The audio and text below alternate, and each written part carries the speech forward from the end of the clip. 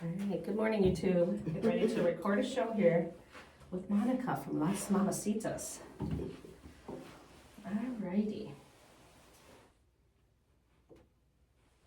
Good morning and welcome to the Good Bites by Chicago Foodie Sisters radio show and podcast. This food focused show highlights the people that bring delicious food to us, some of the food happenings in Northwest Indiana and beyond, and the ways that food brings us together. I'm Carrie Steinweg and I'm your host. I'm co-founder of the Chicago Foodie Sisters food blog and author of Unique Eats and Eateries of Indiana from Rady Press. This show is brought to you by Albano's in Valparaiso. Thanks to Pasta Daddy Nick Albano for his support. Our intro music is provided by the talented Vernell Scott. And thank you to podcast production assistant Eli Geyer for uploading the shows to podcast platforms so that you can listen in whenever you'd like. The show will rebroadcast on Saturday at 2 p.m. on WVLP 103.1 FM, and you can stream live at WVLP.org. You'll find video of this interview on Chicago Foodie Sisters YouTube channel and Good Bites by Chicago Foodie Sisters Facebook page. And you can find the show on several podcast platforms, including Apple Podcasts and Spotify. I'm excited today to have Monica Jimenez. Susarini. Susarini, okay.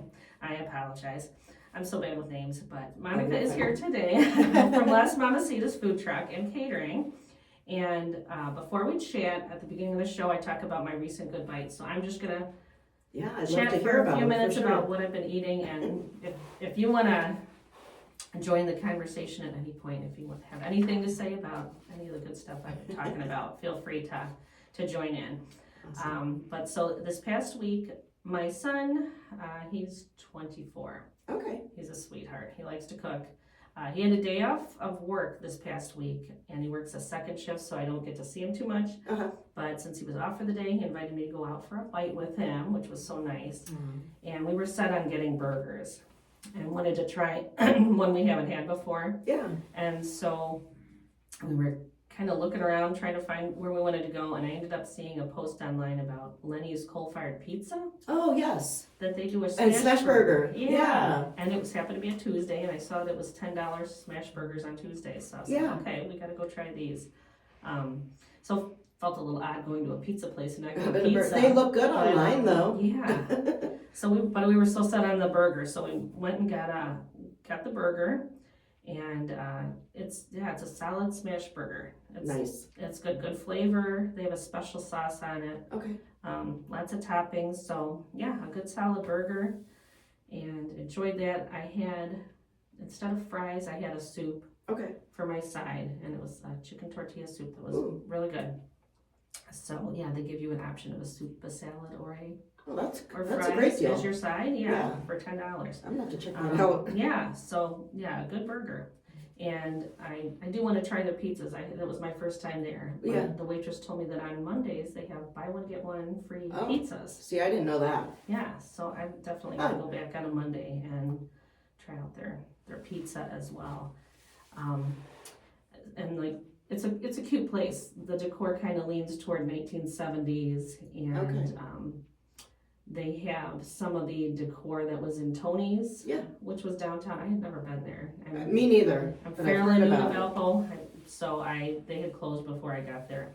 But so some of the decor are pieces from Tony's. Okay. So kind of a fun nostalgic feel there. And I love their patio. From the outside it looks, Yeah, I didn't even notice that. Yeah, they have a TV out there and everything. Oh, nice. It's really nice. Okay, I'll have to check that out, in the summer. But they also have, I guess, the oven from Tony's. Oh. And so you can request to have your pizza cooked in the Tony's oven. Yeah. Oh, wow. So, but yeah, it was a good burger. So, recommend that if you're a burger person. Yeah, I've always wanted to try it. Mm-hmm. Yeah, I love smash burgers. It's hard to find a good one. Yeah, it's kind of been trending in recent years, but which I found from talking to restaurant owners and cooks that a lot of them just started doing that because they can cook them faster. Okay, and that makes sense. That way they can turn them around quicker than if they were making a a regular patty. Yeah, that would take longer to cook. So, And then this past week I had a couple Galentine's gatherings with friends at my house, and one was a potluck. The other one wasn't supposed to be a potluck. I said just come, but everybody brought something. Everyone. So that's always always nice. It's nice because it's less work for you and you get to try more things. So yeah, we had a nice assortment of goodies. One friend made orzo salad. She brings that when she comes over, and she makes a real good one. Another friend made chili, and one brought sushi when we had the lunch, and then so that was a nice variety of food. It was, and then I had made sandwiches and a salad and cheese board and some other things. So it was a nice assortment. And then the next night I had a bunko night and had girls over for that. So again, a nice assortment of food, and it was delicious. And my friend Katie came, and she's co-owner of Great Harvest Bread in Crown Point. Yes, that's one of my favorite spots. Now, I heard they closed. Are they back open or something? This was a while ago. Or maybe it was different owner. I think there was one way back. Oh, well, this was like, like 2 decades ago or something. Yeah. So there hadn't been one in the area for a long time, and then Katie and her brother opened this one 2 or 3 years ago. Okay. Yeah, and she does the Valparaiso markets and does markets in the area. But so she came to the party and she brought some of her goodies, and also brought a king cake. Oh. Which was cool. I had never actually tried one of those before. I see them all the time. Yeah. This time of year. Yep. But so if you're looking for a king cake, you can get those at Great Harvest. Great Harvest. Okay. Yeah. And then she also told me that at the shop they started doing sourdough classes. Really? Yeah. And she said they've gone over really well. So so kind of a group thing. Something fun to do, and you learn how to make sourdough. Yeah, so that sounds like such a fun class. So I'm gonna have to try that out. Me too. So if you're interested in sourdough classes with Great Harvest Bread, then you can follow them on social media, or give them a call about their next classes. On Friday, I went out to meet my sister for brunch in Oak Brook, and she keeps telling me that she wants to take me to this brunch spot, and she's been telling me for a long time, and so finally we got there. It's called First Watch. Okay. And I didn't realize it's a chain. It is. Yeah. When I lived in Florida, that was one of the spots I used to go to all the time. Yep. Yeah. Now everybody I talk to, they're like, I went to one in Texas. I went to one in Arizona. Or I went to, all over Washington, D.C., Louisville. I didn't realize it was that big. I think they're all over the country. And I hadn't heard of it until she mentioned it not too long ago. But so finally got to First Watch, and it's What'd you think? Oh, I loved it. Yeah. It's like upscale brunch, lunch kind of. I think they're only open till 2? 2 Yeah, something like that. So it's a breakfast and lunch. But I loved it. The food was so good. We had a chimichurri steak and egg hash. I saw that on your Facebook page. That was so good. That looked amazing. That was really, really good. And then we got barbacoa breakfast tacos, and those were amazing. Ooh. Yeah. And then their $1 Million bacon, we got a side of that because we wanted to try it out. Yeah, with maple syrup, and it had like a touch of cayenne. Yeah, what'd you think? It was good. I would have liked it crispier. I'm sure I could have asked for it crispier. I like mine like really crunchy. Yeah, I'm the same way. Yeah. So next time I just know I'll ask. Just for ask, yeah. Ask them to do it crunchy, but the flavor was so good. And then after that, we went for a walk, and I noticed that a couple doors down in this strip in Oak Brook was a store that I had also never heard about until a month ago. My friend Debbie mentioned it, called World Market. Oh. And never heard of it. I guess I think she said she goes to one in Indianapolis. Okay. And but they also, after I talked to her, I had downloaded the app and kind of looked around online. Yeah. And it's kind of maybe stuff you'd find at Home Goods, a lot of home decor and stuff. But they have an international food section. And so me and my sister were like kids in a candy store. Yeah. In fact, we'd walk down one aisle and we'd go, and people would look at us and we're like, we're sorry, it's our first time here. And they're like, oh, okay, I understand that. I'm gonna have to take my kids there. They love those sorts of things. We're always looking for that.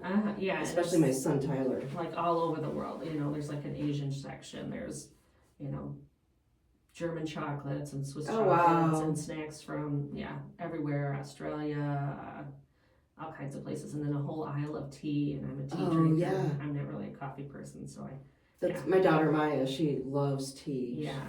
Yeah. That's a good spot. So yeah, I'll definitely have to check that one out for sure. Yeah, we had such a fun time there. We went a little crazy, and then we went back to her house and we had tea and all these little treats that we got. So we had a good time. That's a good day. Yeah. I hadn't seen my sister in a bit, so that was nice to hang out for the day. Saturday night was really fun. It was Valentine's Day. Yeah. And so my husband and I went to a Valentine's dinner at the Woodlands at Cooper Farm in Otis. Okay. And so it's, the owner, Natalie Cooper, was on the show a couple weeks ago. Mm-hmm. It's kind of, out off the beaten path.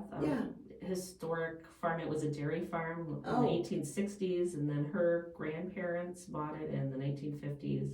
Okay. And, had it all that time, and he was kind of a preservationist and just wanted to keep it, natural land, and there was a pond or lake there, and oh wow, so it's beautiful. Sounds property. Beautiful. And so the old barn, they do weddings there. It's a wedding venue now, and nice. Yeah, and it's beautiful. I went to a dinner there in October. Okay. Like outside in the evening, it was and all the lights out there. Is that the one with all these two chefs can come together and do these pop-ups? Yes. Yeah, new dude. Yes, food. that's it. Mm-hmm. Okay. Yeah, so they catered. Yeah, so she just finished another barn, the Arlene barn it's called, and they just finished that so that it can be used year round. So they added air conditioning, and so it was the first event in that space.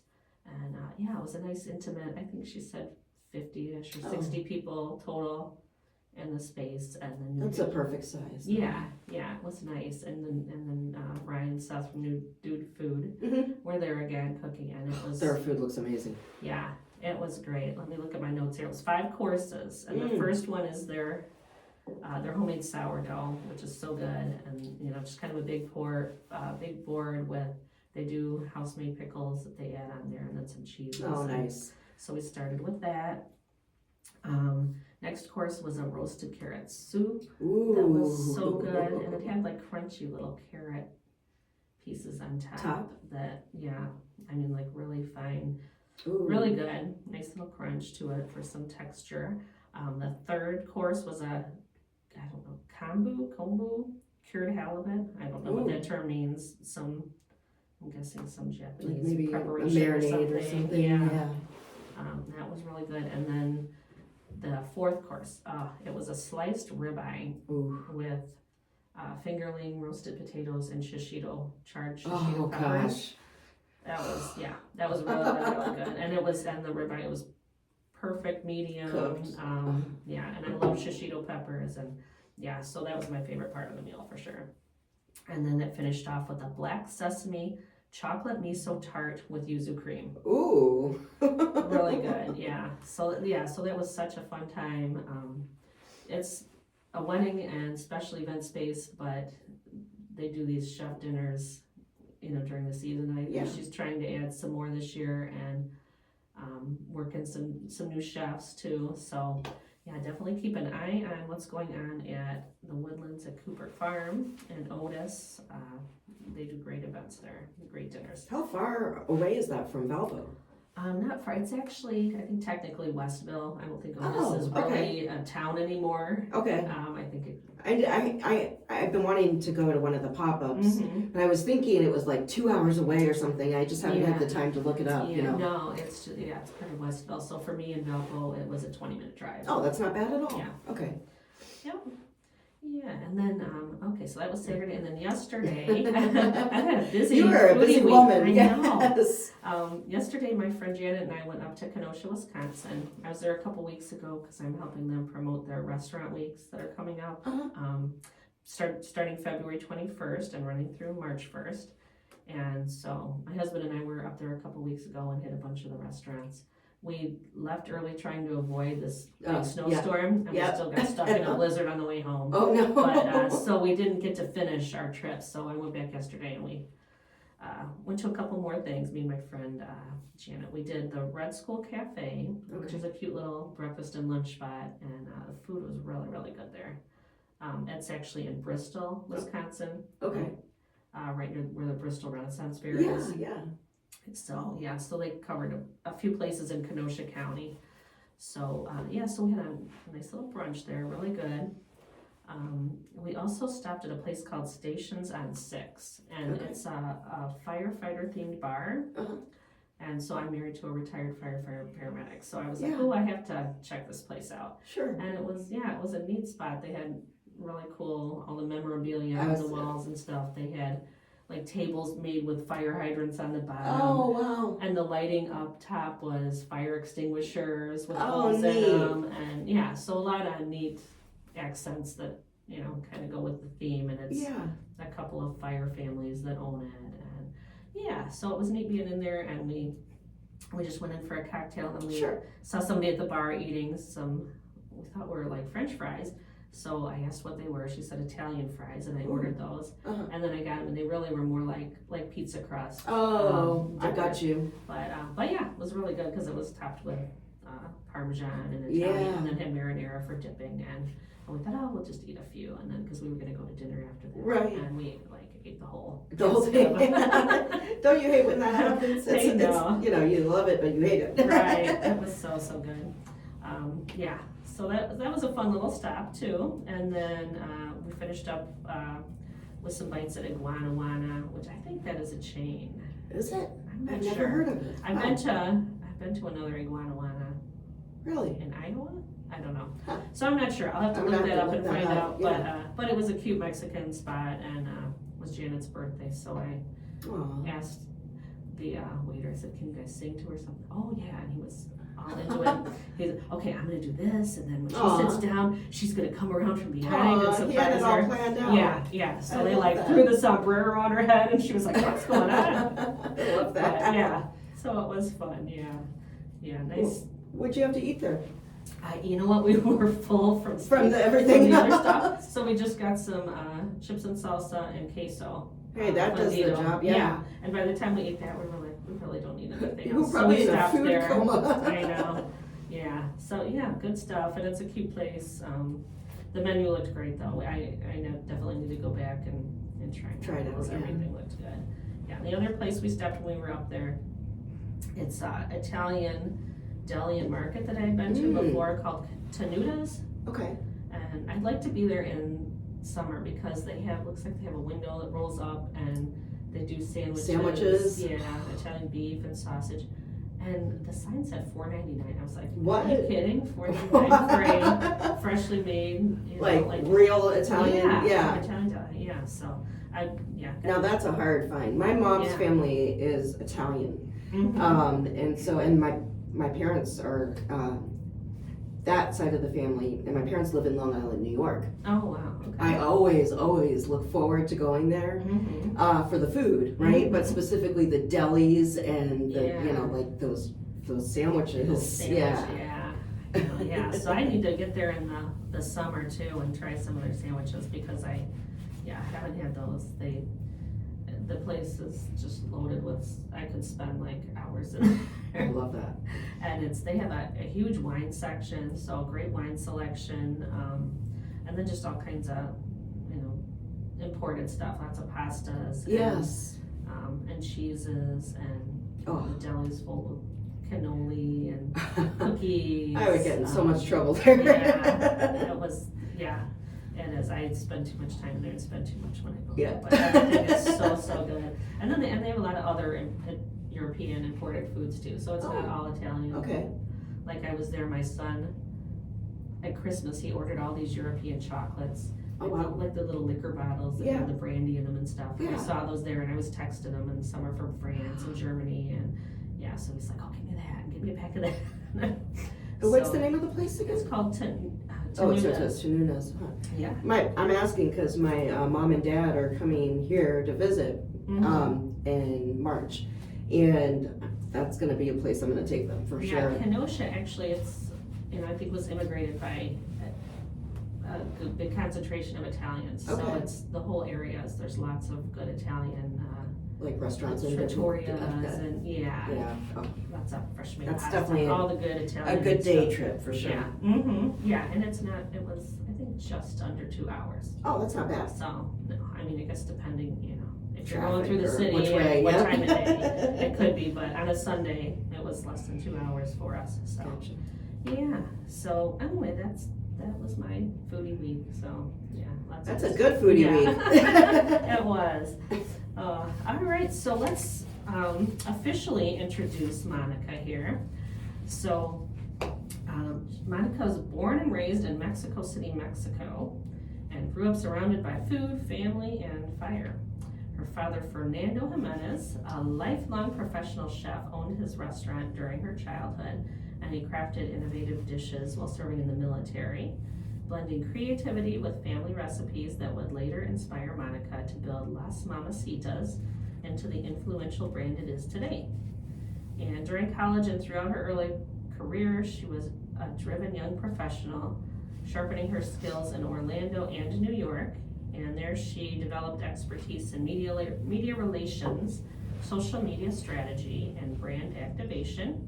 She launched her own public relations firm and spent time modeling in both cities, experiences that shaped her eye for culture, presentation, and storytelling. And with the unwavering support of her father, Fernando, her mother, Karen, her sister, Sheila, and business partner, Brian, in 2020, she opened her first restaurant, Las Mamacitas. Unfortunately, like a lot of businesses during COVID, during the COVID-19 pandemic, it did not survive. But rather than surrender to that loss, she chose resilience, and guided once again by her family and fueled by faith, she found her next chapter in Orlando, Florida, where she found a worn, weathered NASA truck. Yeah. That's awesome.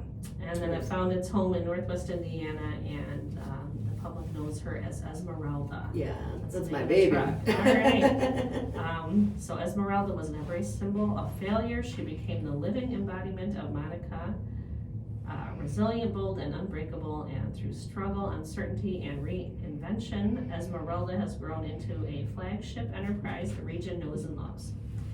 Las Mamacitas serves authentic family recipes straight from the heart of Mexico City to thousands each year. Every bite is a moment, and every salsa carries memory and meaning. It does, for sure.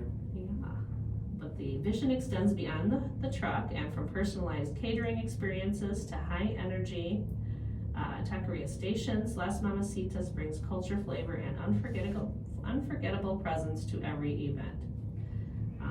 So yeah, what could have been the end of a dream became something far greater, a testament to resilience, faith, love, and relentless pursuit. Yeah, Yes. for sure.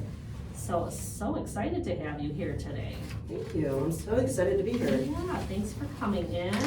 I'm familiar with your food. It probably was like early in the pandemic. You maybe were I tried actually one of my customers before the truck and catering, it. in between the restaurant closing and when I was doing in between deliveries and stuff like that. So kind of from the beginning. Yep. Yeah. Yep. And you were kind enough to deliver all the way To your I was house. still Yeah, living in I know. Illinois at Yeah. the time. And I ordered, because I'm The Pozzola. taco I remember box the and Pozzola. pozole. Yeah, you were doing the taco boxes and the pizza Yep, boxes. and the pizza box. Yeah.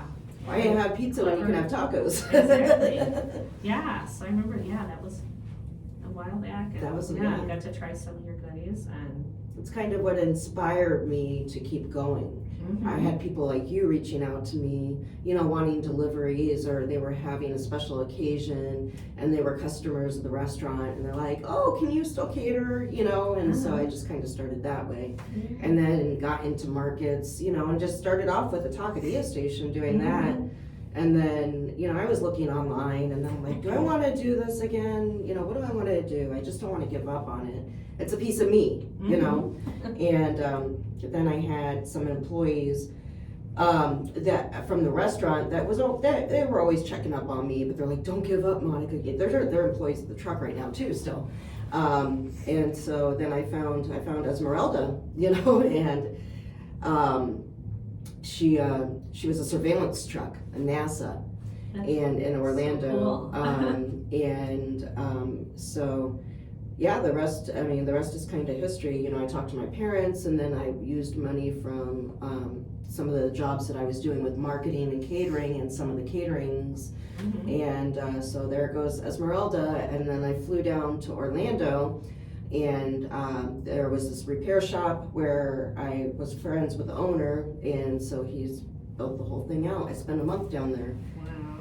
Yeah, and I built it out according to Florida Health Code and then also the health code here, thinking, oh, this would be nice in the winter because we homeschool Tyler.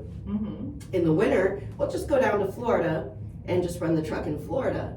Well, then we got contracted by the mill, and different things. So I haven't had the chance to go to Florida and run the truck, but if that opportunity presents itself, there's always that option. Nice. So how long have you been in Northwest Indiana? Oh gosh, it's been over 20 years. Okay. So I was born in Mexico City, lived in Cuernavaca up until I was in kindergarten. Okay. Like kindergarten, first grade. And then my family moved to Texas, McAllen, Texas. So about 4 hours south of San Antonio, kind of close to the border, by the Gulf. And my dad opened up his restaurant there. Okay. Nice. Yep. What was his restaurant called? Fernando's. Okay. So my dad's name is Fernando. So. And so he's kind of the one that taught you your cooking skills? You know what? Came from him, or? I didn't. This is such a funny story. He was always doing the cooking, but I was always paying attention. And I was always eating the food and just paying attention to everything. But I actually never cooked a thing in my life until I had to, so probably like when I moved out on my own at 18. And still, he was still doing most of the cooking, and I would go, visit my parents. They lived like 10 minutes away from me. And then when I got pregnant with my daughter Madison, then I really was like, so I took everything I learned and just kind of applied it. But yeah. Nice. So. Okay, so let's start back at the beginning then. Before you even had the restaurant, you were kind of doing catering and... Before the restaurant, I was just cooking at home, Yeah. I was very involved with, I worked a full-time job. Okay. I was director of communications for St. Michael Parish in Cherville. Oh, okay. And then I decided, I was growing my family. And so I left that job and I was just cooking at home, and then I had Jumpstart PR and doing that on the side, doing consulting work. And then I got pregnant with Violet and I found this space. I always wanted my own restaurant, and I found this space in Chesterton and I just fell in love with it, and beautiful, beautiful building.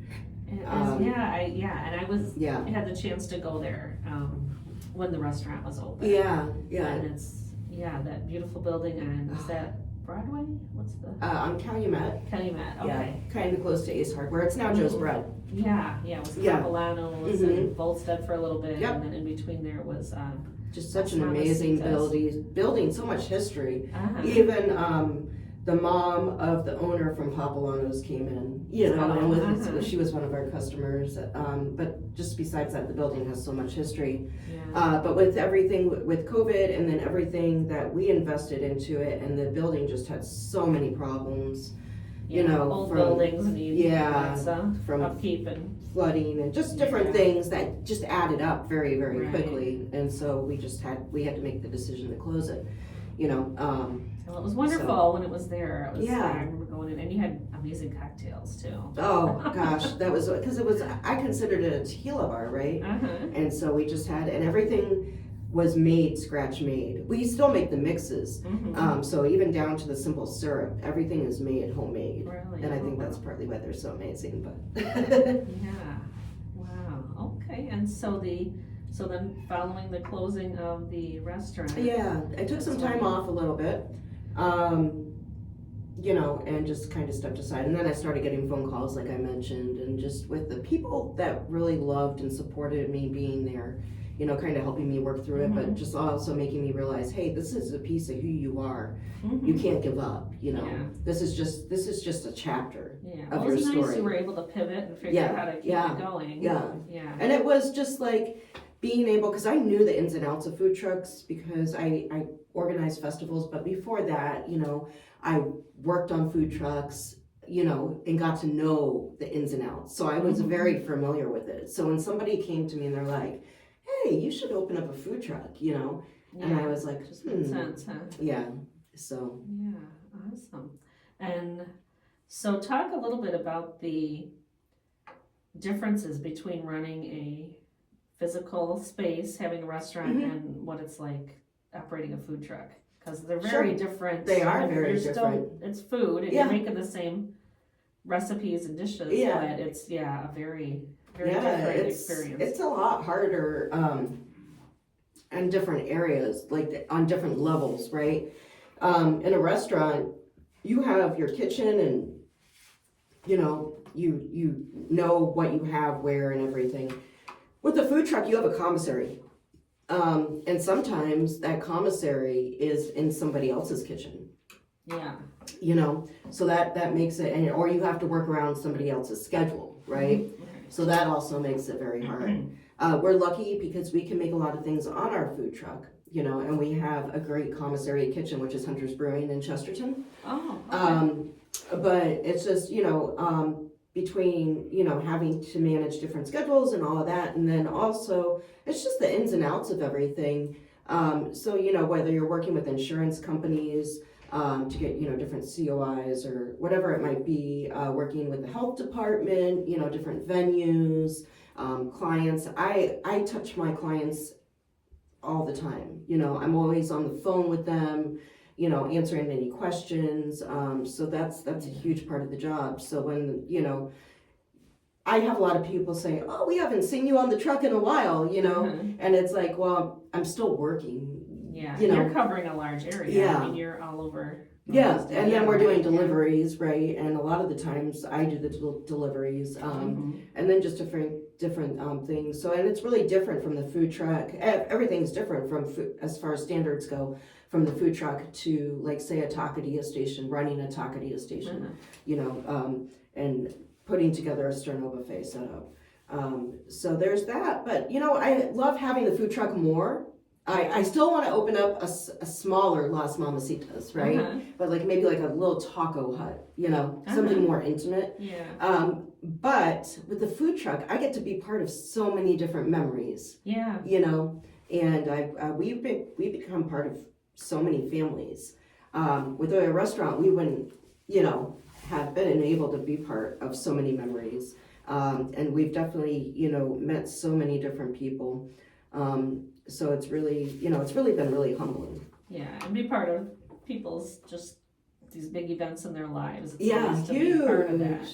Yeah. So we have, from like a wedding reception to a baby shower to the child's first birthday, and then I saw the couple get married, and then now I know their child, because they're repeat customers. Yes. And they just eat you back. It kind of continues. Yeah, That's and so even nice. from the corporate level, we do a lot with U.S. Steel, for different things for catering for say that they have someone that's retiring, or we just did a Christmas and Thanksgiving initiative and different things, and it's just all the you get to know the staff and everybody, so. Nice. Do you ever do I know some of the mills, they'll just have a food truck station on. Yeah, one so day we a do week, that. or- We have that at the Cleveland Cliffs in Burns Harbor. Okay. So we're there typically, I would say anywhere from 2 to 4 days a week. Oh, okay. During the winter, it's more towards 2, Yeah. but during the spring and summer, it's more 4. This next week, we're actually going to be there 5 days. Oh, wow. Okay. So yeah, we've been contracted by them. It's been 2 years now. Okay, and you just kind of park the truck outside, and then We have to go there? inside. Oh, you go in. We go Okay. inside, and then they have this little area where there's usually us and another truck or another 2 trucks. Oh, okay. Yeah, So that's nice for the employees. It's it's their really own little nice. food court Yeah, there, because huh? they can't leave, and if they're on a Right. 12-hour shift, Yeah, you So, gotta eat. yeah. So they send the schedule out to the employees, and then sometimes I have employees call me and they place an order, and then I call the truck and I let them know, so they don't have to wait in line, Oh, things wow. like that, because they only have a certain amount of time. Yeah, So that's a really cool setup. Yeah. So that's nice. So a lot of the reason why a lot of people don't see us pop up, typically we pop up more in the winter, but lately because of the cold and everything, we have had some issues with the truck. We haven't been able to pop up. Actually, this week is the first time we've been able to pop up in probably close to 2 months. Yeah. But it's because we're also scheduled at the mill. Mhm. And then in between that, we do have other caterings that, we're scheduled for. So, I started doing these delivery days. So that because people keep saying, oh, you're not popping up, we missed your food. And so now I started putting together these special delivery days so Okay. people can still have their food. I offer free delivery in Porter County, LaPorte, and Michigan City. Oh, nice. And then just, I always mention please tip your driver, but so we offer that, and then they can still have our food, and then they pre-order it, and then I deliver it to them. Oh, perfect. Yeah. And you were mentioning the weather. I that's one thing that running a restaurant, I mean, you still have to deal with it to some extent. You have to shovel, you might have trouble with employees getting to work, but you're not going out in the thick of it, and that's got to be such it's so hard challenge. Yeah, so like even like the colder days, no matter what, we still have to be at the mill, unless the roads are closed or something like that. There's a travel advisory, something like that. And so it's really cold. Like people don't realize that. Like we don't have any heat. We have portable heaters on the truck, but the floor is metal and there's holes, and so like it's like my employee, some of them wear snowsuits over their clothes, and then you have the hand warmers, and still after you get off the truck, I've been on the truck when it's that cold, it takes you like a good hour to like, and that, that just wears on everything, like you're so exhausted after that, and still after that, Brian has to go, he goes shopping, for the next day, and then there's prep, there's so much that goes into it. Right. Yeah, and even outside of the winter, like in the summers, I'm guessing you're doing markets, festivals, and it's and you have days where it's 95 degrees or where, a monsoon comes through and you're just getting rained out. And especially during grad party season or open house season, which is June and July, like the most popular months. We're feeding like sometimes 1,300 people in a weekend because we'll run the truck on a double. And then we'll have 2 different taqueria stations out, and then we'll be doing drop-off caterings, And so then I'm navigating, you mentioned weather, right? Then we have storms coming in. So then I have to call the client with a backup plan, and then, for the truck and the taqueria station, we always have a backup plan. That's going to be, bringing everything inside or into the garage, and doing a sterno setup. Or they have the chance, if they want to cancel it and do a rain date based on our availability, they can do that option as well. So there's that, but just having, and we make everything homemade. So can you imagine feeding 1,200 people in 3 days and you're making everything, homemade? And so it's just, and then doing all the shopping. I always like to highlight my day sometimes, and through the season, I'll take pictures of like me with the shopping carts and everything. The day in the life. So, but it's a lot of fun, and if you don't enjoy it and you can't have fun with it, then what is it? You know what I mean? So, everybody that has worked with us, we have a family from the restaurant. It's her and her 2 sons. She's actually a neighbor. And so they've worked with us since the restaurant, and then they're from Mexico too. And then we have another family, Amy and her 2 sons, and they've been with us for 4 years. And then Melanie, she's been with us since the restaurant. So it's more like a family, So, and we all, and Maria, she's awesome. She's been with us for a few years too. So it's more like, we all, and then there's times where maybe we forget something, so we'll have someone from one team that's close by, bring it to bring it to us, or vice versa, or whatever it might be. We all work really, really good together. And that makes a huge difference too. Yeah, it's definitely not a one-person job. No. It's, it takes a tribe. For everything to run smoothly. Yeah. For sure. Yeah, well, that's awesome too, that you have so many. It's right, because you can't find that, Right. I am looking, I have to build another team, just because it's just so many hours, and I don't want anyone to get burnt out, but then again, they're all looking forward, every year they look forward to spring and summer, because, and I tell them, I'm like, okay, it's gonna be we know, okay. Tell me some of the places you're doing pop-ups, because you mentioned like this week. Oh, yeah. You'll be doing one, so where can people find you? So when we do pop-ups, our primary spots are going to be the Life Care Center. It's right on Campbell, This Kind is of. in Valparaiso? In Valpo, Okay. yep, kind of close to the high school. Okay. And so we pop up there. We also pop up at the Strachan Ventils on Calumet in Okay. Valpo. We pop up at Hunter's Brewing in Chesterton.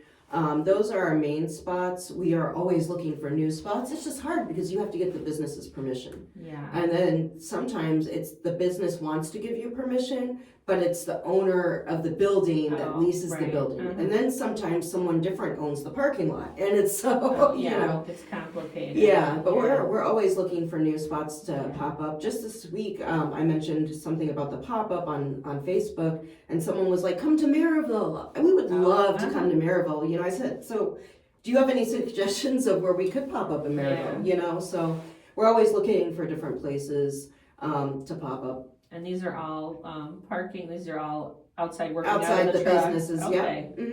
And it's really nice. So places like Life Care Center, it's really nice because the residents have something to look forward to, and the staff too. And then we sell to the general public, you know. Yeah. And also places like Strax, like the staff looks forward to coming out, and you know. And So those are pretty visible oh yeah, stops where even people who don't see on social media where you're going to be able they can see the notice you truck. driving Yeah, by. it's the truck with the green eyes. So Esmeralda. Esmeralda, yes. Where'd the name come from? I don't know. I just looked at She just like looked after like she an got Esmeralda. wrapped and everything. I was like, this is Esmeralda. Okay. It's not like your great aunt or No significance Just at all. a name. Okay. Yeah, well, she's beautiful. Thank you. Yeah, she's been, and I always say, like, when she breaks down, it hasn't been a lot, but when it's happened, it's been like 4th of July or, you know, something crazy. Yeah. But I always The worst say, well, time. Esmeralda needs a spa day. Yeah. Or a few spa days. You know, we've worked her too much and we need to pay a little more attention to her. Yeah, that's another thing. You have Well, things the that break maintenance, in a restaurant, but yeah, it's just a whole different. It is. And you just don't different know. thing It with could the food happen trucks. out of Yeah. nowhere. Like last week, Brian was coming home from the mill and all of a sudden the truck stopped running. You know? And so it turned out to be something like with the alternator and the battery, which were under warranty.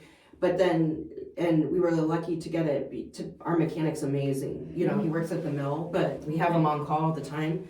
And he gets everything taken care of right away. And we know we can trust him, you know. But there's been times where we've been out a week, like that 4th of July weekend, it was 3 years ago. And we were supposed to be over here in Valpo for the fireworks. Like we went out and purchased like thousands of dollars of product, you know, and we go to start the truck up.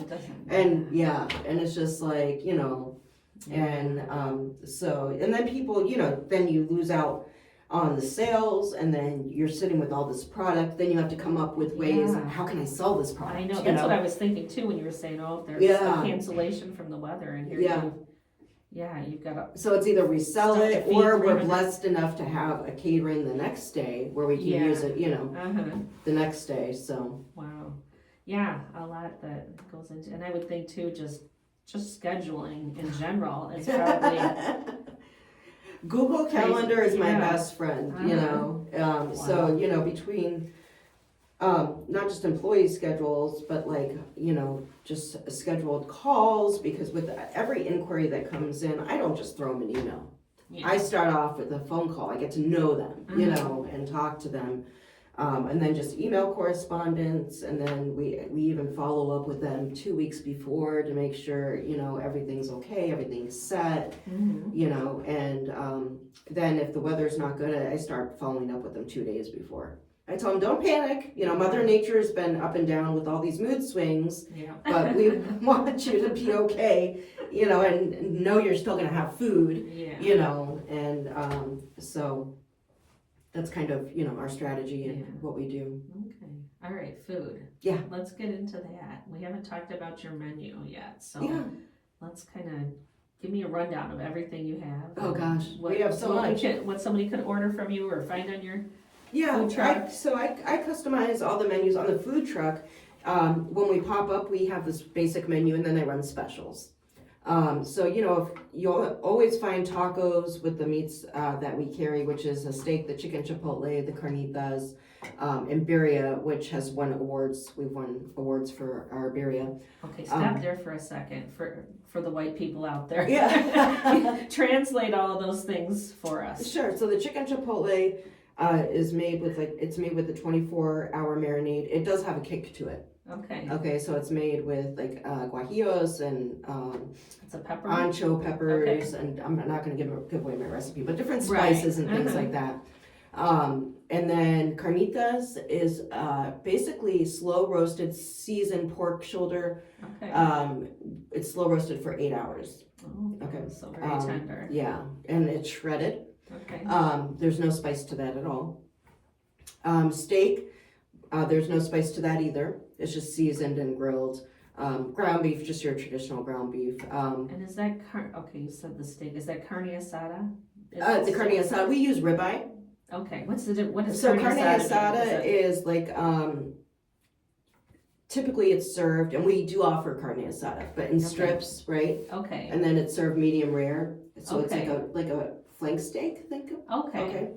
Whereas the ribeye, we use the ribeye, and it's more cut up. Diced, yeah. Yeah. Okay. Um, Okay. Sorry to keep interrupting. No, I love the but questions. I just wanna Actually, a know lot exactly of people what it ask is. me this all Yeah. the time. So, Uh-huh. because a lot of people don't know. And then birria traditionally, Oh, it's so good. yeah, it's really good. We make ours with chuck roast because a lot of people, we don't like the authentic flavor of, the either goat or lamb. Mm-hmm. So we use chuck roast, but it's amazing, so we make the sauce with all the peppers, the guajillo, the ancho, the arbol. I just gave away my secret. That's okay. And then all the seasonings, and then we marinate that, and then that takes about 8 hours to cook as well. Okay.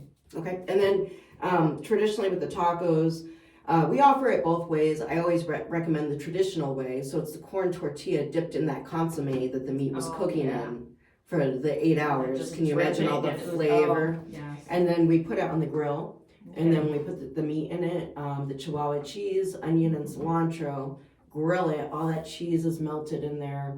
And then it's served with the consomme on the side, and then we dust it with some cotija cheese. So that's won awards, and then I created something called the Tinkerbell. Okay. So I kind of came up with it based on a trend, the trend being elote corn. Oh my God, that's one of my favorite things on the planet. If you look at my on my Instagram, I saw that. Lover of elotes, Yeah. Cubs fan, lover of elotes, Mamacitas. Yeah. So that's like So I thought, my description of me. how can I combine elote and birria? All right, here it goes. Oh, So I wow. played around with it for a while, and so it is it's we take the corn tortilla, Mm-hmm. and then we dip it in the consomme. Okay. Okay, then we put the elote corn, Chihuahua cheese, dip another corn tortilla into the consomme, top it off, make it into a quesadilla. Oh. Then, we fold it like it's a taco shell, but it's a quesadilla, elote quesadilla taco shell. Oh my And then we gosh. put the birria, the onion, the cilantro, more Chihuahua cheese, finish that off, and then that's served with consomme. Oh my. Okay. Yeah, I'm placing my order as soon as we get done taping this. So show. that's, other than Sounds our really, birria really good. taco, that's the other award-winning taco that we've Uh-huh. had at the LaPorte Taco Fest. Oh yeah. Yeah, I want to get more into competitions. They're so much fun. I didn't For know me, they had a taco fest. It's, every year. This is going to be their 4th year In LaPorte? in LaPorte. What time of year is it? Oh, it's changed. Usually around, I think July, August, but it's been in September too. But it's like, Oh. you can find like mucho mas there, like 20 different of the best Mexican tacoyos is there, Oh, wow. restaurants and food trucks. Yeah. And it's so much fun. They have like a little beer and wine garden. They have music playing, thousands of Uh-huh. people, and they just block off the street, Oh, and like, big old fiesta. yes, it's so much fun. I love it. Do I look forward mariachi to it every music year. too? No, No? that's the one thing that's missing. Okay. They have a yeah, DJ, but maybe Do this they? year they will. Yeah. Okay. As long as I got some good tunes. to go Yeah, along with, it's a lot of fun. It's a Oh, lot I'll of have to fun. look that up. Yeah, I love food festivals. Yeah, me too. Yeah. Yeah, I'm working on, speaking of food festivals, so LaPorte County Fairgrounds is having a festival August 8th and 9th, and it's bringing some of the best food trucks from the region in Chicago. And so it's hosted by DJ Chef from the Food Network, who is Cutthroat champion. But just something to look for. Okay. I know like Cousin's Maine Lobster is going to be there, Oh, and just different food trucks throughout the region. You know, everything from Mexican to lobster to Polish to like, you know, just hot dogs, like everything. Oh my gosh, just a big, okay, what were the dates of that? August 8th and 9th And that's at LaPorte County Fairgrounds. and what's the name of it? Beats and Eats. Beats and Eats, okay. Yeah, so for me, it's something, you know, that I'm helping to organize. It's my vision. It's not just, it's called a festival, but for me, it's not just a fest, right? Yeah. It's a memory, it's a legacy. We want people to walk away having that feeling in their heart, you know, and having that memory and looking forward to it the next year, you know, so. Oh, that's awesome. Yeah. What are some other, you've done some other food events, did you say? I've done some different food truck fest. I've done like Cherville's 150th anniversary party or celebration. But everything I've done has been surrounded with food, you know, food's huge. So, and surrounded by wanting to have people walk away with a memory. You know, whether it's by yourself or, you know, with a family or friend or significant other, you know, just walking away with a memory. Yeah, I love that. That's awesome. So let's get back to the menu. Did it fit? Because you named all the tacos. Tacos. What else? Then we do quesadillas. So we do a regular quesadilla and big boy quesadilla. Nachos, we do regular nachos. Oh, they're so big, like, they're so good. We do elote nachos too. And then what else we do? Of course, elote. We have sides. We do tamales. We can do tamales by the dozen with pre-order. Otherwise, we sell them by twos on the truck. And then we have our salsas. What do you do for your tamale fillings? Okay, so on the truck we offer jalapeno cheese, pork or chicken. But if you pre-order, we can do bean and cheese or birria. Okay. Oh, yeah, birria is one of our most. Yeah. What? Yeah, so that's a thing? You use the birria meat, but then also there's cilantro, onion, and then the Chihuahua cheese, and then it's served with the consomme. You just dip that tamale in there. That sounds amazing. Yeah. Oh, wow. I'm gonna bring you some. That sounds so good. Yeah. Wow. Okay. Did we get the whole food truck menu there? Did we miss anything? Those are the main things. We run specials, like I said, so sometimes we'll have specials on there. Those are the burritos. The big boy burrito is a huge, it's enough for 2 people. Okay. We always have rice and beans on the truck, Mexican bowls, which is like a burrito bowl. Okay. We have that as well. So there's quite a few options. Yeah. Our catering menu is different. So our catering menu, whether it's for the food truck or the taqueria station, it is different. There's different add-ons, and then, you know, you have things like chili rellenos, flautas, like different things like that. We also do desserts. I customize all of that with the client based on their preferences and their needs. We do have basic packages, so those include rice and beans, chips and salsa, then your meats that you choose. We're different from your average or typical Mexican food truck or vendor. We bring all the toppings, so you know, your lettuce, tomato, cheese, onion, cilantro, lime salsa, and sour cream. And then we also they can add on to that, you know, with our add-on list or whatever, or they can customize a package of their own. Okay. So there's a variety of different things. Yeah, nice. Do you do any dessert things? Yeah, yep. We do churro cheesecake. Oh. We do churros. We do flan. We do chocolate flan, which my daughter makes. Oh, really? How old's your daughter? She's 22. Oh, yeah. Wow. So that's I love that she's your quite the little family is baker. involved Yeah. in the business. That's awesome. And then flan, and then tres leches. Oh gosh, yes, you got it all. A little covered. variety. Yeah. Wow. And do you do any beverages? Yep. So we can offer just your pop and water beverage. We do jarritos. We do agua frescas, horchata. Those the jarritos you'll find on the truck. The agua frescas and hibiscus tea and horchata, sometimes we'll have them, Mhm. but those are more for catering. Those are part of our catering packages. We Okay. also do the margarita mixes, Yeah, so we offer that too. nice. Yeah, and then, I don't, so you said you're from Mexico City, Mhm. so all your menu items are kind of representative of that? Mhm. I know different parts of Mexico, you get different Different dishes but Yeah, they all engulf. So my family is, based out of, not based, but lives right, and this is my dad's side of the family. Mhm. So like in Cuernavaca, in the Mexico City area around that, Acapulco, around Okay. that area. And so, I just took a piece of what I've learned from my dad and just seeing as a kid, my heritage, and I played around with a lot of things, but the base of it, the foundation of it is there. And then I've just added like based on trends and what I see and play around with it and what I always taste everything, that's how I know. That birria recipe that won the award, Yeah. I actually the year before was a runner up. Oh, And I worked that whole year. Oh, like I wow. can't tell you how many times just To try and tweaking it. Yeah, perfect no, this it, isn't huh? gonna work. I gotta add this, I gotta do Yeah. that, And then finally I was like, and it was actually the morning of the fest. Oh, And finally I that's was what like, you got. this is it. I got it.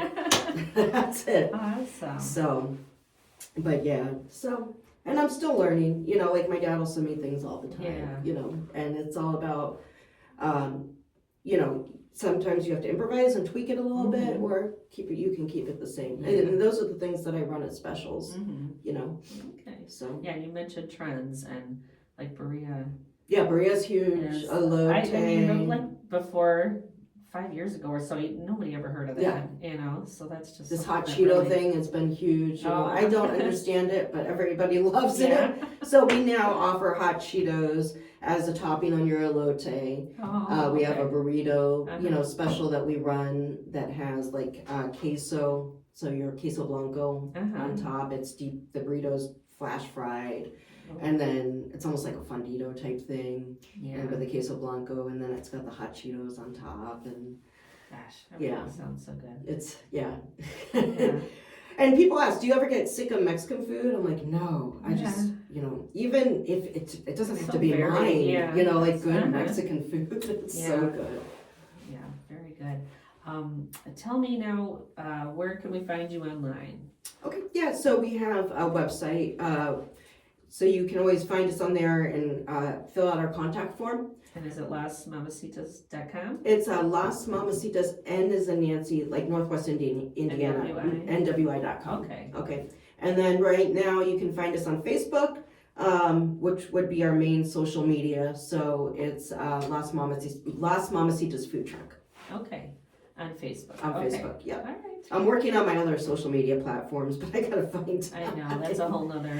Yeah. A whole nother wheelhouse. And Instagram is so huge for food. That's where I always find a lot of my food, places destinations, right? But it's just, I have to master it and I gotta find time for it. That's my favorite platform, just because it's all, photos. It's perfect for foodies. Right, yeah. Because it's. People are visual when it comes to food. Yeah, and then doing the reels and. I should have been on that a long time ago. Yeah. But I love Facebook, and we always share everything on there. And then our website, you can get general information. Okay. I have people that text me, where are you popping up, so they can always call me or text me, 219-455-1744. Also, if we don't have a scheduled delivery, just call me 24 hours before. I will make the food and I'll bring it to you. Wow. Okay. So, that's awesome. Yeah. Okay. We're almost out of time here, but anything else about Las Mamacitas that you want to let us know about before we sign off? No, we're just looking forward to a great season coming up, being part of more memories. Working towards the goal of, our goal is just rebuilding, and that takes time. And so we're very fortunate, we're really humbled, because I get so many text messages, or just phone calls, or even reviews, of what a difference our food has made, or just our service, or just, anything, or just people thanking us, you know, and it's just so humbling for Yeah, me. you know, you're doing something right. Huh? Yeah. Yeah, that's So. good. Well, thank you so much for being here today. Yeah, thanks for having me. Yeah, this is Monica from Las Mamacitas Food Truck and Catering. So you can also listen to our rebroadcast Saturday at 2 p.m. and follow Chicago Foodie Sisters on Facebook. Subscribe to our YouTube channel to see video of the interview. And look for Good Bites by Chicago Foodie Sisters Facebook page to find all the past episodes. And also find us on Apple Podcasts and Spotify. You can listen to us there. Thanks for tuning in. Have a delicious day. We'll see you next time.